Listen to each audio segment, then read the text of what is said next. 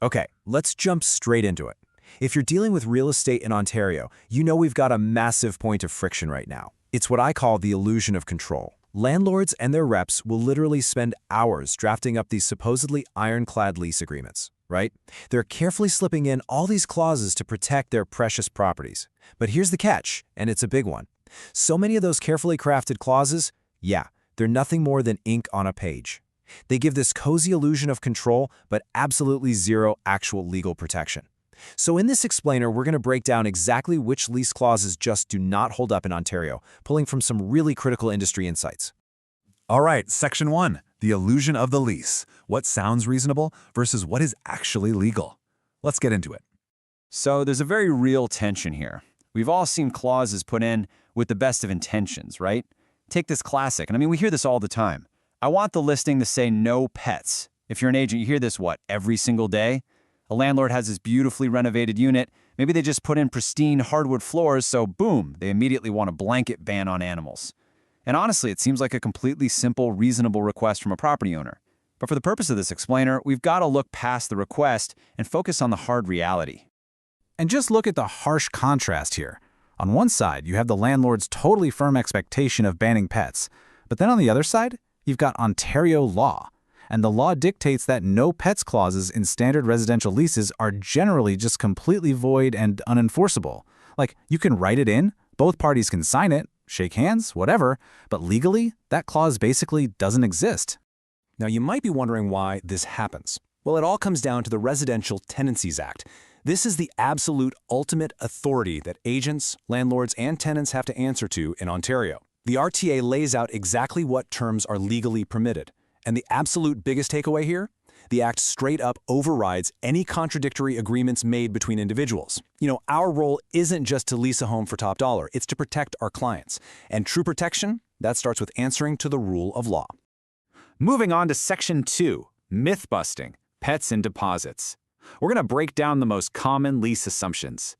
So, once a landlord actually learns they can't legally enforce that blanket ban on pets, their immediate, completely natural follow-up is almost always, okay, well then I want a $1,000 pet deposit, right? It's a quick pivot to financial protection. If they can't keep the dog out, they at least want a chunk of cash up front to cover the inevitably chewed baseboards or scratched floors. And on paper, it sounds incredibly logical. But again, logic and the law are two very different things here. Landlords desperately want to demand damage, security, or pet deposits. But the Residential Tenancies Act explicitly forbids them. No way around it. Pet deposits are simply not legal in Ontario. And to add to that, a landlord is not allowed to ask for upfront rent beyond what the Act specifically allows. And what does it allow? Strictly the first and last month's rent. Nothing more. The whole shebang ends there. Okay, so you're probably asking, are there literally any exceptions to this? Well, yes, actually. But they are incredibly specific.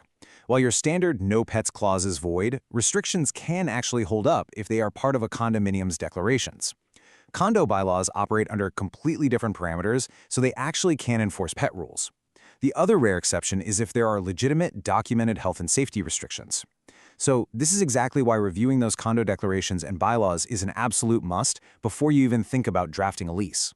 And just to really hammer home exactly how far tenant protections extend in Ontario, check out this surprising fact. Let's say a tenant moves in, totally pet-free. 6 months later, they go out and adopt a golden retriever. Even if the landlord is absolutely furious about it, the law clearly states that acquiring a pet after moving in is not grounds for eviction. The futility of trying to legally ban that adorable dog is very, very real. That alone is absolutely not going to get a tenant kicked out. All right, Section 3, unenforceable rules and fees. Basically, the don'ts of lease drafting. Let's expand our myth-busting to some of the other everyday clauses that landlords just love to include but that are actually completely void. Here's a huge one: mandatory professional cleaning versus normal cleanliness expectations. So many leases demand that the tenant hire professional cleaners and maybe even provide a receipt for it when they move out, but the law says otherwise. You cannot legally force them to hire a professional service. You can only require them to maintain standard, normal cleanliness. Yes, the tenant is absolutely responsible for keeping the place clean, but you cannot legally mandate that expensive deep clean. We can actually group the rest of these void clauses into two major categories to make it way easier to digest. First up, illegal maintenance shifting. This is when you see clauses trying to push all the repairs or capital maintenance onto the tenant, or maybe trying to charge tenants for normal wear and tear by creatively labeling it as damage. The second category? Illegal financial penalties. That covers writing in automatic penalties, late fees, or interest charges that simply aren't permitted under the Act. Now let me highlight a very specific, incredibly common maintenance trap that you really need to watch out for, the $100 to $200 repair deductible. Landlords frequently toss in clauses requiring the tenant to cover the first portion of every single repair, say the first $100. The idea, of course, is to stop tenants from calling about every little loose screw. But under the Residential Tenancies Act, this is completely unenforceable. You just cannot shift the baseline cost of structural maintenance onto the tenant like that. It's a total no-go. And then there's the whole issue of how the rent actually gets paid. Let's look at post-dated checks and pre-authorized debits. The critical difference you gotta understand here is between what is requested versus what is required. Look, landlords can absolutely ask a tenant for post-dated checks or to set up a pre-authorized debit. No problem there.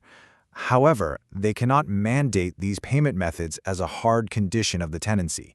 If the tenant says, hey, I want to pay by e-transfer or just write a standard check every month, they are legally entitled to do exactly that. Which brings us to Section 4, Building a Solid Lease. The dues for landlords and representatives. It's time to actually empower you with a concrete checklist. Because here is the exact step-by-step procedure to craft an ironclad legal lease. Step 1. Educate the client before the property is even listed. You gotta have these tough conversations early on. Step 2. Literally just use the Ontario Standard Lease for most residential tenancies. It's specifically designed to keep everyone compliant. Step 3. Review those condo declarations and bylaws, just like we talked about earlier. And finally, Step 4. Include only lawful clauses. We're talking about outlining agreed terms for things like utility payments, smoking restrictions where they apply, and basic occupancy provisions. It's also super vital to clearly establish the legal division of responsibilities right out of the gate. So the landlord has a duty. Maintenance and repairs are generally on them. But the tenant also has a duty. They are responsible for basic cleanliness and for any damage that goes beyond normal wear and tear, whether caused by them or their guests. But listen closely. Normal wear and tear is quite literally just the cost of doing business as a landlord. You cannot legally bill the tenant for it. Let's do a super quick touch on key deposits too. Because general security deposits are illegal, sometimes you'll see landlords try to sort of sneak security money in through the back door by demanding this massively excessive key deposit, like asking $500 for a standard front door key. Yeah, the law catches this.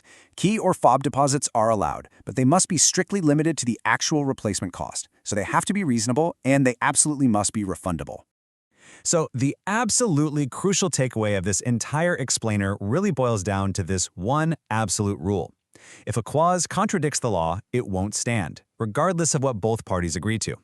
It does not matter one bit if the tenant happily signs a piece of paper saying they'll pay a $1,000 pet deposit and handle all the plumbing repairs. If it violates the Residential Tenancies Act, the clause is completely 100% void.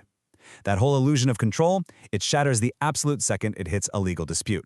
Which brings us right to the end of our explainer, and I want to leave you with a question that you should probably be asking yourself right now whether you own property or you're renting it. Look at your own paperwork. Are the clauses in your current lease actually enforceable under Ontario law, or are you relying on agreements that are completely void? It might just be time to pull out that document tonight and give it a very close read. Thanks for hanging out with me for this explainer, and keep learning.